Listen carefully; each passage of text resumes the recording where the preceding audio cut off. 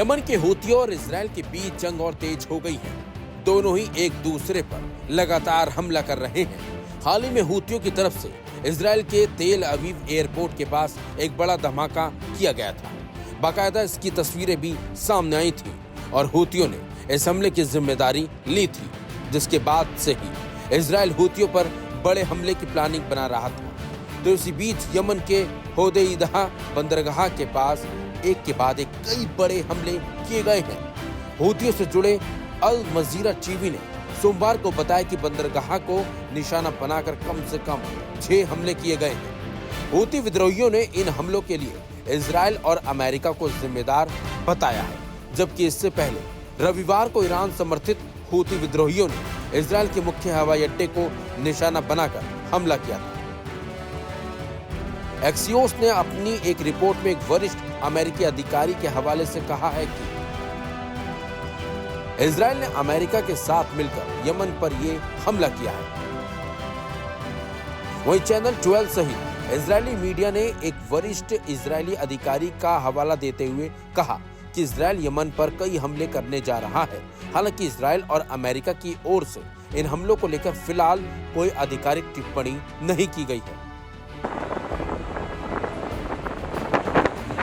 वहीं माना जा रहा है कि इजराइल के इस महाभीषण हमले का वीडियो भी सामने आया है। वहीं इजराइल की सेना ने बताया कि उसने यमन में लाल सागर के किनारे स्थित होदेदा शहर में हूती विद्रोहियों के खिलाफ एक साथ कई फाइटर जेटों से बड़े हवाई हमले किए हैं। यह हमला ईरान समर्थित हूती विद्रोहियों द्वारा इजराइल के मुख्य हवाई अड्डे पर मिसाइल दागे जाने के एक दिन बाद किया गया है। दावा किया जा रहा है कि इजराइल की ओर से किए गए इस बड़े हवाई हमले में सैकड़ों हूतियों समेत अन्य लोगों की मौत हुई है।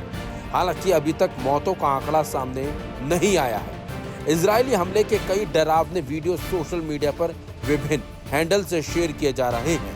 हूती विद्रोहियों के मीडिया कार्यालय ने कहा है कि अमेरिका और इजराइल ने सोमवार दोपहर कम से कम 6 हमले किए, जो महत्वपूर्ण होदेदा बंदरगाह को निशाना बनाकर किए गए। और अन्य हमलों में होदेदा प्रांत के बाजिल जिले में एक सीमेंट फैक्ट्री को निशाना बनाया गया। दरअसल हूती विद्रोहियों की तरफ से किए गए मिसाइल अटैक से इजराइल के तेल अवीव एयरपोर्ट के पास एक गहरा गड्ढा बन गया था। मिसाइल गिरते ही यात्रियों में दहशत फैल गई थी। इसके बाद इजराइल के प्रधानमंत्री बेंजामिन नेतन्याहू ने हूती विद्रोहियों से बदला लेने की कसम खाई थी। हालांकि इजराइल और हूती विद्रोहियों के बीच शुरू से ही ये जंग पुरानी है। ईरान समर्थित हूती विद्रोहियों ने गाजा में इजरायली सेना के सैन्य अभियान के विरोध में लाल सागर में कार्गो जहाजों को लगातार निशाना बनाया है। बता दें आपको, इससे पहले अमेरिकी राष्ट्रपति डोनाल्ड ट्रंप ने भी हूतियों के खिलाफ बड़ा अभियान छेड़ा था। ट्रंप ने 15 मार्च को सोशल प्लेटफॉर्म ट्रूथ पर हूती विद्रोहियों को खत्म करने के लिए एक नए जंग का ऐलान भी किया था।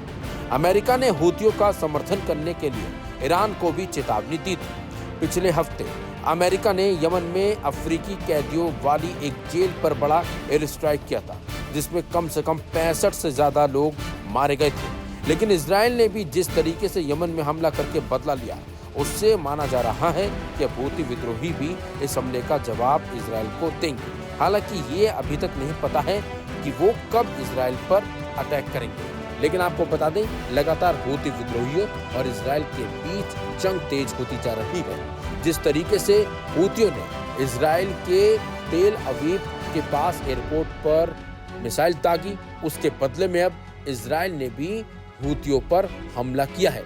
यमन के कई इलाकों पर हवाई हमले किए गए हैं, जिससे कहीं न कहीं हूती विद्रोही बौखला गए हैं और माना जा रहा है कि वो भी किसी वक्त इजराइल पर एक बार फिर अटैक कर सकते हैं। फिलहाल देखना होगा कि ये अटैक कब होगा, लेकिन कहीं ना कहीं इजराइल भी अब हूती विद्रोहियों की तरफ से किए जाने वाले अटैक को लेकर तैयार खड़ा है।